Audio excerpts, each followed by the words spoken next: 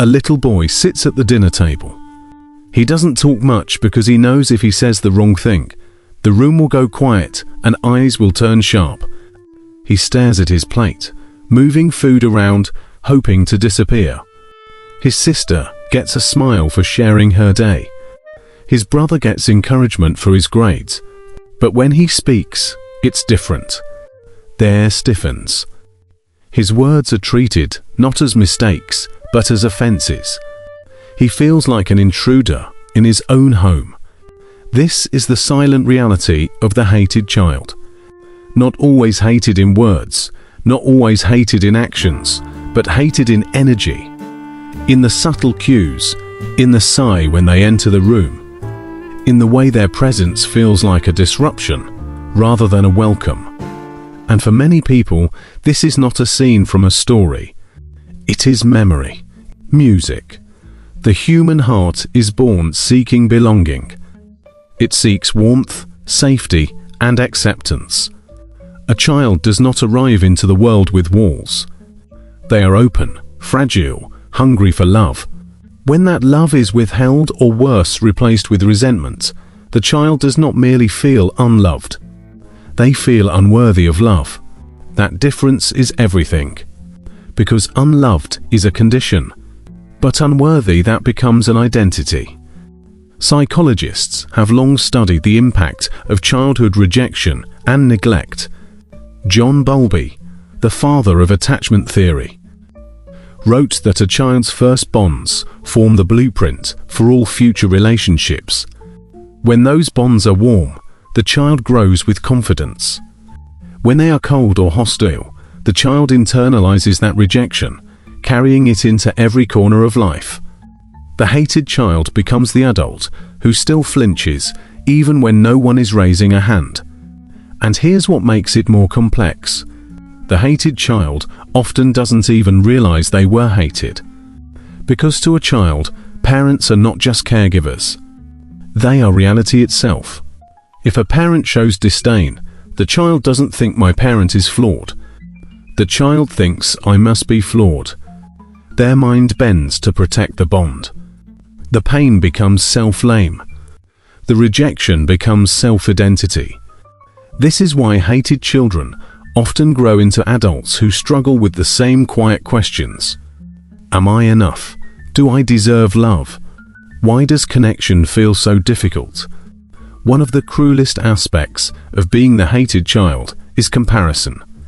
When love is unevenly distributed among siblings, the hated child notices. They notice who gets praised, who gets celebrated, who gets held with softness. And they notice that when it comes to them, the tone changes. It's not always dramatic. It can be subtle. Less eye contact, less patience, less celebration of small victories. But to the child's nervous system, it is unmistakable. This kind of environment conditions the child to expect rejection even in safe places. A teacher's criticism, a friend's distance, a partner's bad day. All of it can feel like proof of what they always suspected. I am not wanted. Studies in developmental psychology confirm this. Children who experience parental rejection often score lower in measures of self-esteem and higher in anxiety and depressive symptoms. But it doesn't stop there. Rejection impacts how the brain processes social cues. In other words, the hated child grows into an adult who sees rejection even where it does not exist. The lens of childhood colors the vision of adulthood. Now, here's something fascinating. Many hated children develop what psychologists call compensatory strategies. They try to earn love in the ways that were denied to them. Some become perfectionists, believing that flawless achievement will finally make them worthy. Others become people pleasers, molding themselves into whatever shape might gain approval. And some go the opposite route, adopting rebellion as armor, pushing others away before they can be pushed first. But underneath all these strategies lies the same wound. I was not accepted as I am. Perfection, rebellion, compliance. These are masks. They are survival mechanisms, not identities. Yet the hated child often forgets this distinction. They confuse the mask with the self. They live for decades under the weight of a role they never consciously chose. Why does this matter? Because silence creates repetition. Children who grow up rejected often learn not to talk about it. They fear that speaking about the pain will only prove their defectiveness. But an unspoken pain does not disappear. It hides. It fears. It shapes choices. For example, a hated child may unconsciously choose partners who recreate the same emotional dynamic. Critical, withholding, dismissive, because it feels familiar. The brain gravitates toward what it knows, even when what it knows is harmful. This is how the cycle repeats across generations. Not because anyone wants it to, but because unhealed patterns echo forward. And if we step back, we see that this is not just about families. It is about society, a culture that does not recognize or value emotional safety, often produces parents who themselves were once hated children. Trauma echoes until someone chooses to stop the cycle. Let's look at this from another angle. Biology. When a child feels rejected, their nervous system interprets it as a threat. Stress hormones like cortisol flood the body. Over time, this repeated stress response literally reshapes brain pathways. Research from neuroscience shows that chronic childhood rejection is linked to heightened activity in the amygdala, the brain's fear center, and reduced activity in the prefrontal cortex, which regulates emotional responses. What does this mean in daily life? It means the hated child grows up hyper-alert, scanning constantly for signs of rejection. It means they may overreact to small slights, not because they want to, but because their nervous system has been trained that way. It means peace feels foreign and chaos feels familiar. And yet, here is the paradox. The hated child often becomes remarkably sensitive to the emotions of others. They can read a room with uncanny accuracy. They sense moods before words are spoken. This is not magic. It is survival. When your safety depended on predicting rejection, you learn to become a master of perception. Here's the tragedy most people miss. The hated child is not always visibly mistreated. Sometimes they grow up in families that look normal from the outside. There are birthdays, vacations, even laughter. But inside, they feel unseen, excluded, or perpetually wrong. This invisibility can hurt even more than open hostility because there's no clear proof. There's nothing they can point to and say, "See, this is why I feel this way." So they question themselves. They doubt their own memory. They think, maybe I'm overreacting. Maybe I'm just sensitive. Gaslighting is not always intentional. It can be built into the very structure of a family dynamic. This internalized doubt follows them into adulthood. They might achieve success, build relationships, even create families of their own. But deep down, they carry an ache that whispers, "Something is wrong with me." Fast forward, the hated child is now 30 or 40 or 50. They may not think of themselves as a hated child anymore, but the echoes remain. They show up in relationships, fear of abandonment, difficulty trusting, and almost magnetic pull toward unavailable people. They show up in careers overworking, fearing failure, doubting their worth even after achievements. They show up in self-talk, harsh, unforgiving, echoing the voices they grew up with. This is why healing is not about erasing the past, but about understanding it. To see the patterns clearly is the first step in breaking them. Let's pause here and step back. Why does rejection cut so deep? Why does being the hated child shape a life so profoundly? Because love is not optional for a child. Love is oxygen, acceptance is food, belonging is shelter. Without it, the soul does not just ache, it suffocates. And unlike physical needs, emotional deprivation is invisible. There are no bruises, no broken bones, only a quiet erosion of the self. Philosophers like Søren Kierkegaard wrote about despair as the sickness of the soul, the condition of being unable to become oneself.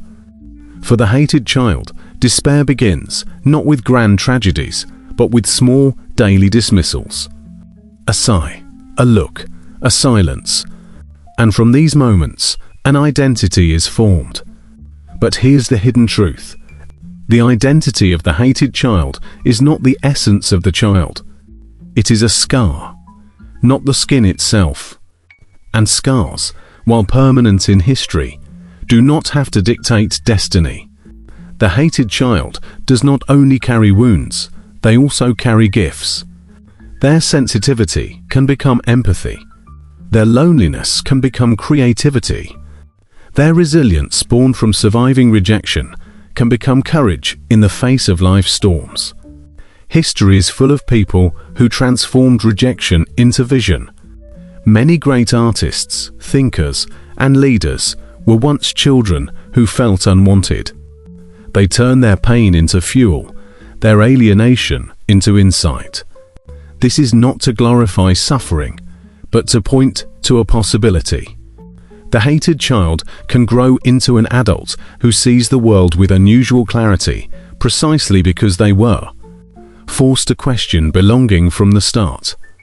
We've traced the roots of the hated child, the early rejection, the quiet comparisons, the invisible wounds that stretch into adulthood. But the story doesn't end there, because human beings are not just the products of their past. We are also the authors of our future. And the hated child, though shaped by rejection, can still rewrite their life. The first truth is this: yes, the cycle can be broken, but it does not break by accident. It breaks by awareness. Healing begins when the adult recognizes the child they once were. Not to blame parents endlessly, not to wallow in old wounds, but to see clearly what happened. Because what is not seen is repeated. What is denied remains alive in the shadows. Psychologists call this process repairing. It means offering to yourself as an adult the care and compassion that you never received as a child. It sounds simple, but it is profound. Reparenting is saying to yourself, you are worthy. You are lovable. You belong. Words you may never have heard, but words that your nervous system desperately needs to absorb. Naming the experience is a powerful step. When you can say, I grew up as the unwanted one, something shifts. The fog begins to clear, because what was once felt as vague shame, something is wrong with me, is revealed as a wound with a cause. And wounds with causes can be treated. Studies on trauma show that simply putting experiences into words reduces their emotional intensity. Language brings order to chaos. Naming transforms a private ache into a shared reality. It allows the hated child, now adult, to understand this was not my fault. It was something that happened to me. Attachment theory tells us that early rejection wires the brain to expect more rejection. But here's the good news.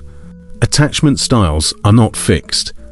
With intentional relationships, whether through therapy, friendships, or loving partnerships, people can build what psychologists call earned secure attachment. This means that even if you began life doubting love, you can relearn it. The nervous system can be rewired. The brain can form new pathways. Science confirms what the human heart has always hoped. It is never too late to feel safe. But healing requires compassion, especially self-compassion. Dr. Christine Neff's research on self-compassion shows that treating ourselves with kindness in moments of pain reduces anxiety, depression, and shame. Yet, for the hated child, compassion can feel foreign. Criticism feels familiar. Harshness feels normal. To practice self-compassion is to break an old pattern. It is to say, I will not treat myself the way I was once treated. And each small act of gentleness, resting when tired, forgiving a mistake, speaking kindly to yourself, becomes a rebellion against the old identity. Remember how the hated child becomes finely attuned to others' emotions. That same sensitivity, when healed, becomes a gift. Empathy, intuition, depth of understanding. These qualities make for remarkable friends, partners, artists, and leaders. What once was survival can become strength. The hated child, in other words, is not doomed to be broken. They are invited to transform, to turn rejection into insight, silence into expression, pain into connection. But what about families? What about when the hated child becomes the parent? Here lies another opportunity. Because many adults who were once rejected vow to never let their children feel the same. Some succeed, pouring unconditional love into their kids, breaking the chain for good. Others struggle because unhealed wounds echo forward. But again, awareness is the key. When a parent recognizes, I was once the hated child, they can pause. They can ask, am I projecting my pain onto my child? Or am I choosing differently this time? This pause, this awareness is where cycles end.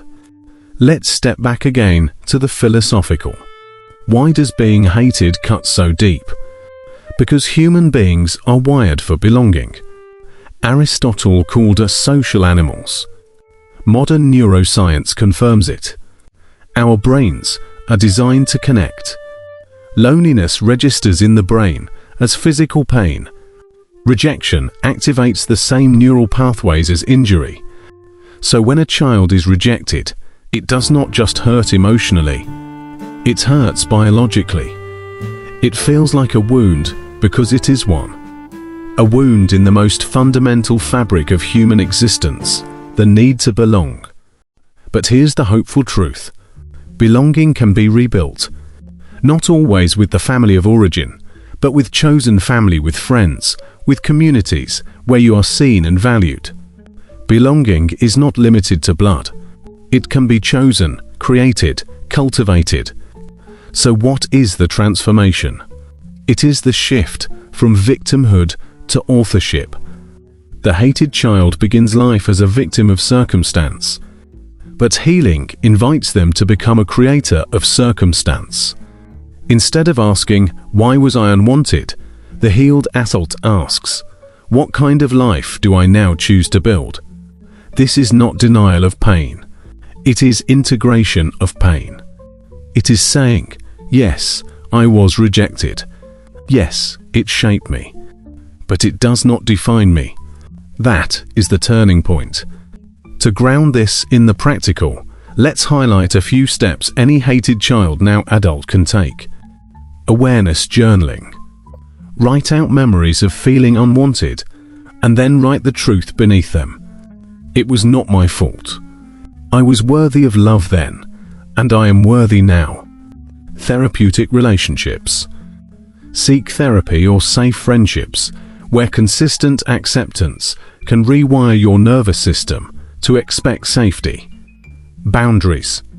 If old family dynamics continue to wound you, practice setting boundaries.